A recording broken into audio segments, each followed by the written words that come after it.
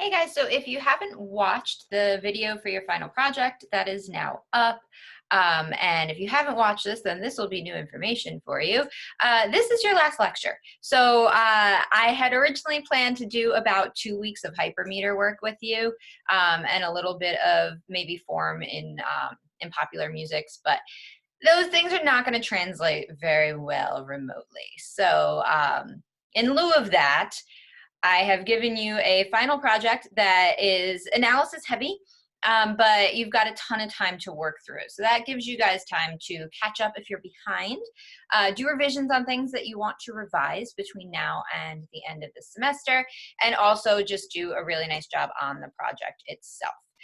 So all that information, all the final project info is up on Blackboard, and there is also a video of me explaining the final project in the event that you don't read the instructions, which I love you guys, but you don't read the instructions a lot of times. So I made a video of me doing them for you instead, in case that will help.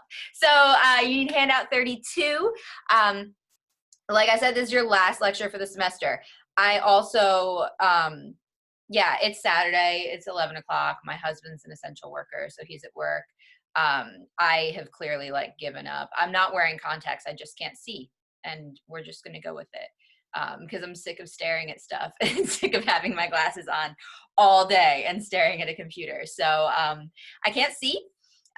So we'll see how this goes. But the purpose of today's lecture is to give you one last crack at kind of a nasty chromatic analysis. So the piece that we're working with, I have linked below if you're watching on YouTube, and or it's linked in Blackboard as well.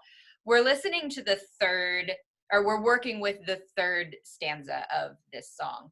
So I gave you a timestamp on both recordings to kind of go to.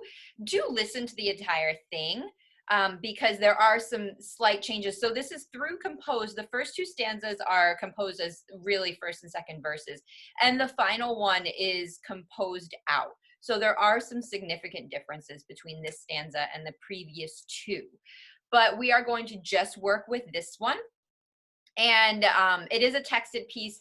The piece for your final is texted as well. So we're going to get into some discussions of text painting, again, as sort of a guide or a model for you going into the final project. So go ahead and grab handout 30, I think it's 32, and we will get started with that and get you on your way. Okay, so hopefully you've listened to this a couple of times between, then and now. So you have it in your ear a little bit. So let's talk about this, this last page of the song. There's a lot of chromatic harmony going on here. So let's work through this in a way that you might also approach your final project. We've done some analyses together, so you probably know to some extent what I'm gonna say. The first thing I would likely do, knock out all the stuff you are absolutely sure of. And that would be diatonic things. And in this case, you're going to have some 5 chords, which have a raised leading tone since we're in a minor key. But go ahead and go through and just label the diatonic stuff for 2 reasons. One, you know that the best. So you have the best chance of sort of getting the easy stuff out of the way. And 2, it also gives you a framework. So if you know that you've got a tonic here and a dominant here and some weird stuff in the middle, there's a pretty good chance that that weird chromatic stuff is of the predominant class. So that gives you some ideas to work with. Likewise, like when we were learning applied dominance, you've got to know where it goes first. And that gives you some really good guesses for what that preceding chromatic chord might be. So if you're going to a 6 chord and you've got a weird chromatic thing before it, likely for me, my first instinct would be, okay, what does a 5 of 6 look like? And what does a 7 of 6 look like? Is this chord either of those things? So let's get your diatonic stuff down first and then kind of work around that. So I'm going to pause this and let you work out your diatonic harmonies. And then when you come back, I'll have mine marked up. I'm also going to have some cadences sketched in, and then we will be able to start tackling the chromatic things. Okay, let's compare notes a little bit. So we start out pretty diatonic, pretty easy. You get a tiny little tonic predominant dominant with a half cadence. And then we do something somewhat similar. Let's talk about this, what's going on this last measure of the first system. So I have the seventh of this diatonic seven chord kind of in parentheses with a question mark. So let's talk about what's going on there. First off, you've got to recognize that this C is a non-chord tone, yeah? It's suspended over the bar line. It's a nice 4/3 over the bass. So discounting the F in the uppermost voice of the right hand, we have a nice diatonic seven chord. So if you remember, gosh, a million years ago when we learned this, our diatonic seven in minor keys often acts as a dominant substitute. So we, in this instance, we already got our half cadence here, right? And we've got another 2-bar phrase that we likely are expecting some sort of cadential closure with, right? And we get this kind of interesting half cadence-ish with the 7 chord, and then look what happens at the very end of the measure. It turns out that G major triad is just a stepping stone to get us to the 5/6, to the E major first inversion triad. Our G steps up to the G sharp. Here now, the F was just kind of on its way to E, right? So we see this kind of enclosure of the dominant via the 7 chord, which is kind of nifty. Okay, let's take a look at the rest of it.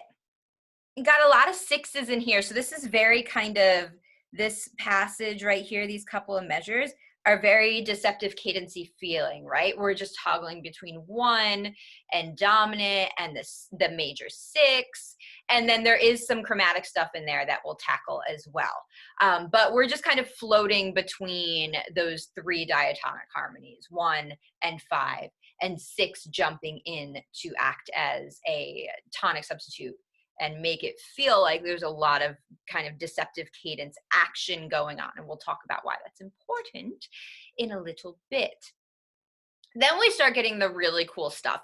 So the end of the system, really the only thing you've got that you can label right now is this tiny kind of crappy IAC right here, where you get a first inversion dominant that goes to a 5/6/5 that goes to 1 on the offbeat. It's a really like kind of garbage cadence that you don't really hear unless you're looking for it. And one of the reasons you don't hear it is because right after that you get this wildly chromatic harmony that suspends over the bar line, and so it takes that cadence, which yes does exist, but then the chromatic harmony that jumps in right afterwards sort of makes you forget about it and leaves you wondering what on earth is happening. And then we get again another 6 chord here. I have the last eighth note of this first measure of the third system marked as a 1/6/4, but then clarified as a passing 6/4. You've got your F walking through the E to eventually give you this E flat, which is probably the coolest spot in the entire piece. And then some chromatic stuff, and then you get a nice little cadential progression. I would like to draw your attention to the predominant chord here. Hopefully you have it labeled correctly as a flavor of a 2 chord in first inversion, but even more especially, hopefully you have it labeled as half diminished, because I know I've said this before, you guys are great at labeling and figuring out who the root is. When we're in minor keys, you are not so great at giving me the correct quality for your 2/7. So please make sure you have that as a half diminished. The piece for your final is in a minor key as well. I didn't do that purposely. It just so happened to be in a minor key. So keep that in mind as you go forth for your final project. Okay. Now, so we've got all of our diatonic stuff. We have a really nice framework from which to navigate the rest of the chromatic harmonies. So let's jump back up. We actually have pretty much nothing to do in the first system. We talked about the only real instance of sort of gray area in the occurrence of this 7. And I will say the reason I don't like the 7-7 label is that gives it a very important quality. So here is your G major triad.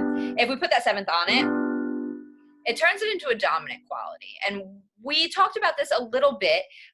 The 7-7 more often than not is actually just a 5-7 of 3 that then goes to 3. In this case, it's not acting that way. It's moving, it's kind of a bypass chord on our way to the dominant proper.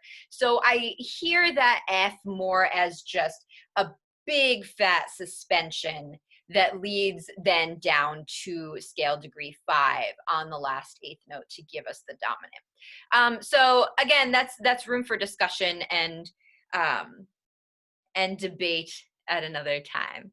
So let's jump to the second system. We've got most of it, and we can even talk about these. Some of you might be saying, but I have a 6 chord here. I'm not going to say that that's wrong. I'm going to say that maybe we're not prepared to hear it that way, in that it's very clearly on the offbeat, and both of those tones are passing. So then you've got to take the D into account, and okay, is it a 4-6? Yes, on paper, but that's why I force you guys to listen to these things so many times. I think that your ears and your eyeballs might have differing opinions on that 8th note. But again, if you do call it a 4-6 or even a 6, I'm not going to say you're wrong. I'm going to say that's kind of a debate for oral interpretation more than anything else. So let's jump then to what we have right here, which is the last 8th note of that measure. So take a second for me, and I would like you to try to work with that and come up with a label that makes sense. Now, I need you to look at what's going on in the next measure. So on the next beat, we have that F major 6-6. It may or may not fit with that preceding chord. So come up with a root and a quality first, see what kind of label you get, and then jump back in 2 seconds once you figure it out, and we'll talk. All right, so I have the 3 letter names written down: G sharp, B, and F. Now, obviously, they do not stack nicely into a triad, but what they do give you is a very nice 7th chord that just happens to be missing someone. So we have a G sharp, fully diminished 7th chord. It's just missing the 5th. It's missing the D. And we've talked about this with incomplete 7th chords. The 5th is the first one to leave the island, right? So G sharp, B, F, G sharp, fully diminished 7th chord. We're in A minor. Pretty easy label, right? So you would likely then give this a label of 7, fully diminished 7. Now, I told you to also look ahead and see where it goes. It goes to that 6 chord in first inversion. Why is that important? And it does it again right here, right? We have the same thing. So I won't make you do it twice. 7, fully diminished 7, we're expecting to go where? It's a dominant substitute, so we're expecting it to go to 1. If you look at the bass, it does just that, right? Is everybody else that screws things up. And instead of going to 1, we go instead to the 6th chord. And this is another instance of sort of deceptive cadences taking a really kind of chromatic or really strong harmony and pushing it to a 6 instead of a 1. We've seen that, I think, like 3 times in the last couple of weeks. I did not plan that. I'm not that good. That was just coincidental. So you have 2 instances of your 7 fully diminished 7, which is full of tension, right? Going instead of to 1 to the 6-6. Now, let's take a look at what we have going on in the measure after the 6-6. So I'm going to play, just so I'm looking right here. I'm just going to play that harmony and see what you think about it as you're looking at it. So I think your ears can tell you that that E is not a chord tone, right?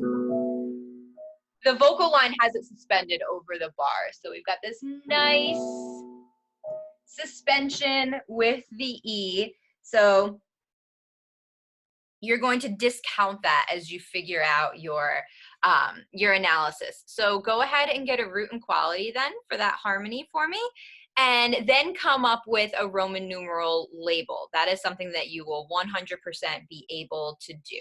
So root and quality, please, and Roman numeral label. Okay, so I have the letter names written down for you, and you might have just orally picked this up. B, D sharp, F sharp, A, you have a big dominant harmony, right? With B as the root. A is in the bass, so it is a 4-2. And whenever it's a dominant, we're going to assume it's a 5 of somebody, right? And where does a B dominant want to go? So if B is acting as 5, who wants to be 1? Your answer then should be E. So it wants to go to E. Or you may be thinking this is a dominant quality chord built off of scale degree 2. It is a 5 of 5. Either way, you are correct. And that gives us a good reason for why we have a first inversion dominant here instead of a root position, which weakens our cadence, right? I said we get kind of this like weak, crummy IAC there. So 5-4-2 of 5, that then goes to 5-6, 5-6-5-1. Now I talked about this cadence saying it's kind of weak. You kind of forget about it because right after the cadence happens, you get this incredibly out of context. I told you I can't see anything, right? You get this incredibly surprise chromatic harmony that comes right after the cadence, and all of a sudden, so your bass, you go from a tonic triad down to this, which maybe for some of you sounds a lot like an altered dominant. You have the E, you have the G sharp.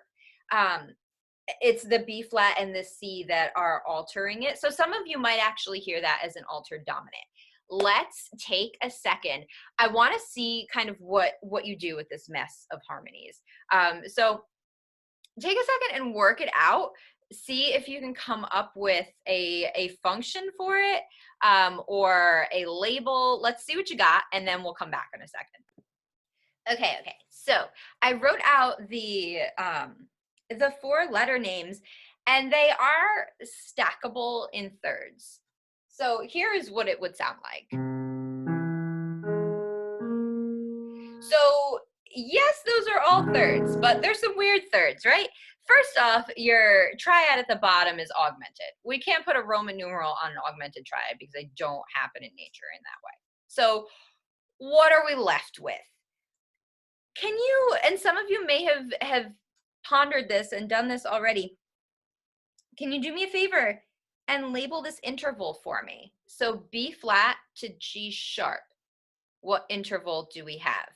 In a generic sense, you've got a 6th, right? Now, what flavor of a 6th is it? And hopefully, B flat to G sharp gives you an augmented 6th. I don't know if you can see that. Is my head in the way? I can't tell where my little thumbnail goes when I do these things.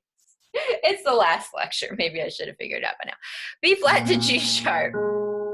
Yes, it sounds like a minor 7th. It is, in this context, the way it's notated, an augmented 6th. Okay. Now, what I would like you to do, I want you to take that C and that E and stick them between the B flat and G sharp. So you've got your augmented 6th in the right hand, right? Can you take the C and the E and kind of like plug them in between and tell me what flavor of augmented 6th chord that would be? Because I promise it's one of the 3 that you know. So you've got B flat and G sharp. You've got a 2nd above the bass and a tritone above the bass. So what do we have? Go through your augmented sixth files, and hopefully that is telling you that we have a French 6 here. What's wrong with it?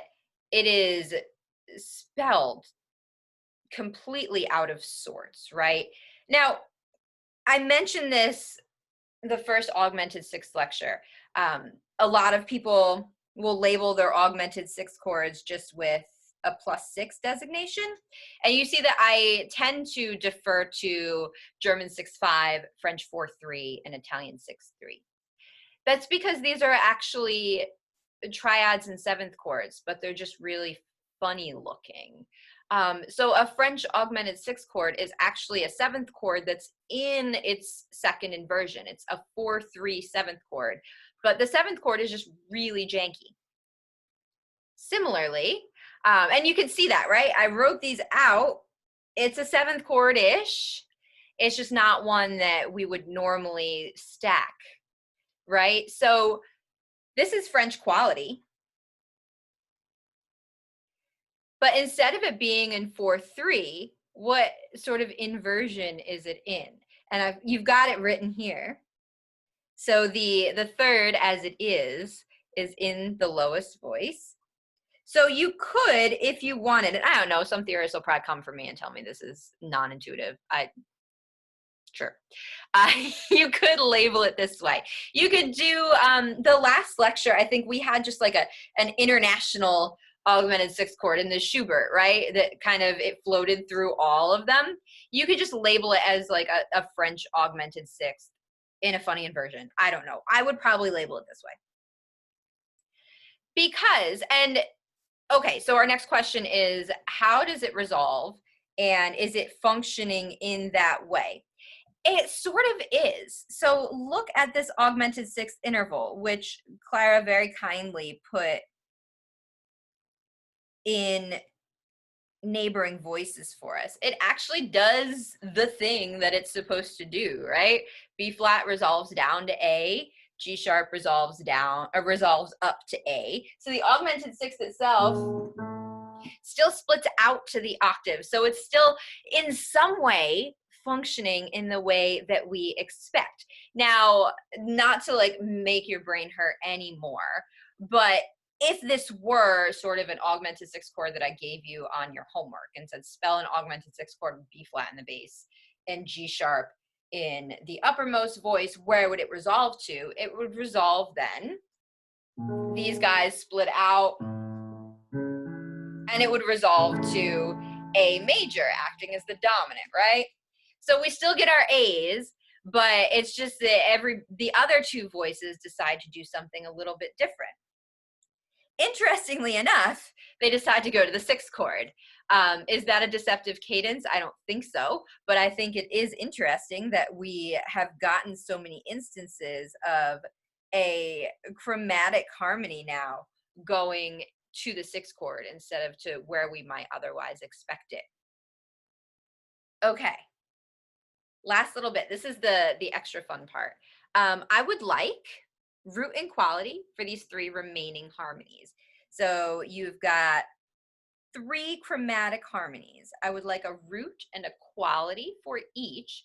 Once you've got root and quality, also try and come up with some harmonic labels for them that make sense in A minor, and then come on back. Okay, so I wrote out some letter names for you.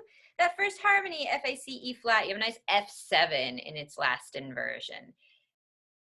If we're thinking secondary dominance, where does an F7 want to go? Bloop, bloop. It wants to go to B flat, which is precisely where it goes. Because this is in its last inversion, again, it does go to a first inversion triad, just like it ought to. And then the final harmony that I asked you to come up with, it's a G sharp fully diminished 7. This time it's in its entirety, right? We have the 5th, and it's actually in the bass this time. So I'm going to label that one first because it's the easiest. So it's a 7, fully diminished 7 in its second inversion. So 7, 4, 3. Now, And it goes to 1/6, so it's acting as a dominant substitute. So we know we've got this big fat blob of predominant now to work through. First question I have then, let's work backwards. We're in A minor, and you've got a big old B flat major triad in first inversion. How are we going to label that? It is a major triad, and it's built off a lowered scale degree 2. So if I was going to label that, you've got a couple options. This one, or a lot of you may have just labeled it this way. Either way you slice it, we've got this big old Neapolitan. How do we approach it? And this is the sort of interesting part of it. We figured out that this is an F7, right? So we said, okay, it's probably an applied dominant because dominants don't float around unattended. It is indeed. It is a 5/4/2. We have yet to do an applied dominant that is of a chromatic chord. We've only done diatonic ones, right? Like 5/7 of 6, 5/7 of 4. This is a 5/4/2 of the Neapolitan. So it's like an inception chromaticism. It is an applied chord, which is chromatic, of another chromatic chord. So 5/4/2 of a Neapolitan goes to the Neapolitan, which then goes to the 7/4/3, which is a chromatic dominant, then brings us, or a dominant substitute, yeah, that too, and then brings us to our TPDT that actually closes out the piece. And this is the first cadential 6/4 to 5/7 to 1 that we've gotten in this verse. It's the first pack that we've gotten. So I really think this is kind of the first time we've, at least I've felt super grounded in the key since up here, like the very, very first line. And even then it's a little kind of wishy-washy because we seem to be sitting on the dominant a little more than we're sitting on tonic. So let's talk now. I said that we're going to get a little bit into text painting. So take a look at the text. I gave you the translation at the bottom. Upon the green hill there sings a little bird. Innocuous enough, right? Green hills and birds and singing, it seems like it's fine enough, right? And for the most part, the music doesn't tell us anything different. Maybe we wouldn't precisely expect a minor key, but we've been there for 2 verses, so okay. Got a bird, it's on a hill, it's singing. Cool. We stay largely, almost entirely diatonic. I feel like it sings. And that, good Lord, that is what we have on the beginning of the second system. Really short line of text. It's actually the part that's bracketed in blue. What is going on? We don't have that many harmonies, but we talked about this earlier. You've got some 1, you've got some 5/7, you've got a lot of deceptive motion. Your 5/7 turns into a 7, fully diminished 7, which then goes to 6. And then we do it again. So we've got this kind of chromatic and also deceptive movement going on in the music. Under this text that, again, is very short, I feel like it sings, you're going to get the rest of the thought in a second, right? What do you think that music is telling us then? So we set the stage. There's a green hill, there's a bird, it's singing, it seems like it's going to be a nice story, right? There are lots of ways that music can foretell what is going to happen in terms of tension and simplicity versus complexity. If you're saying, yeah, I feel like this is what I think the bird is saying, and you've got deceptive motion, you're introducing the fully diminished 7th chord, which we've talked about a lot in terms of foreshadowing, in terms of the tension it holds. So maybe the music is trying to tell us before the text does that maybe what the bird is singing is not, oh, what a beautiful morning. Okay, so there's a first thought for you with the music and the text relationship. Now, last 3 lines, we're going to take them in one big chunk for right now. Those who never experience suffering, great suffering, will never be truly happy. At first pass, I don't know what to think about that piece of text. I don't know if it's ominous. I don't know if it's supposed to make me feel better about, the suffering that one has experienced. Okay, maybe it's because I took the L there, I'm going to be truly happy later. At first read, I think it's a little bit of a checks and balance piece of text. Let's talk about what the music is doing then. So, those who never experience suffering, great suffering. So, if you are not super familiar with German, großes means great or large. Light is our word for suffering. So, let's take a look at what we've got going on then. Those who never experience suffering, great suffering, look at the quality of those harmonies. It starts out first off on top of a big old 6 chord that we got to through deceptive motion from the 7/7. So again, we're still dealing with this idea of untruth or hidden truth, or everything is not as it seems at face value, perhaps. And we start off that phrase on a big fat 6/6 that we got to through deceptive motion. When we're talking about the not just the suffering, but great suffering, we get there through the suspension, which I think actually just sounds lovely. If we're just talking about, from an oral perspective, I think that it actually sounds very pretty. But we do have this kind of dissonant hangover that then resolves.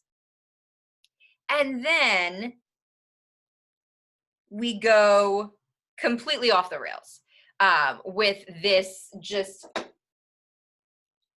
unexpected, what is happening, where's this gonna go harmony that then goes to 6.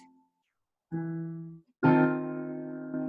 there's our big 5/4/2 of the dominant, right? Or of the Neapolitan, sorry, and there's your Neapolitan. So we start all of a sudden just sort of walking through these really muddy waters. Those who never experience suffering, great suffering, will never be truly happy. And we start that phrase right here on that dominant of the Neapolitan.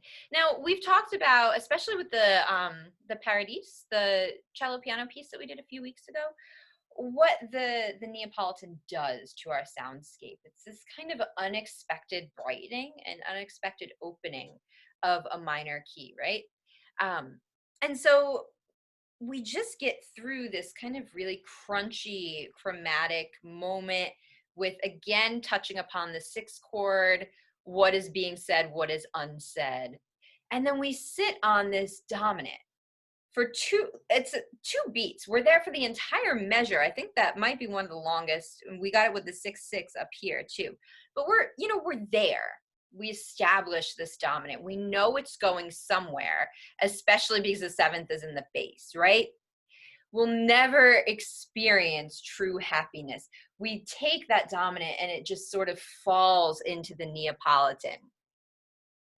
But then I think that makes this harmony even more interesting, because 5/4/2 of Neapolitan, it seems like, okay, chill, like, I get it, cool.